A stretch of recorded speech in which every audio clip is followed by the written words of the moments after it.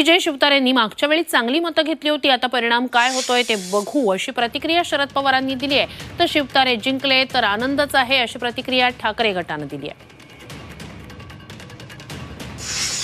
विरोधकांच्या संघटनेमध्ये ते गेले काही वर्ष काम करत आहेत आणि त्यांनी हा लढण्याचा निर्णय घेतला आहे।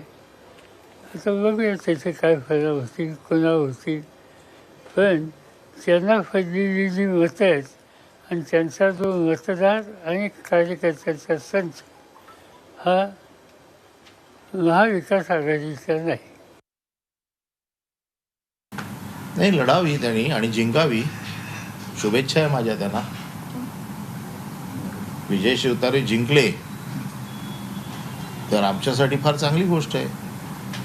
म्हणजे शिंदेंनी ज्यांना शब्द दिला नव्हता असा एक खासदार झाला, म्हणजे 13 सांभाळता येतात की नाही मला माहीत नाहीत, पण त्याच्या व्यतिरिक्त अजून कोण निवडून आणले तर विजय शिवतारेंचं कौतुक करावं लागेल।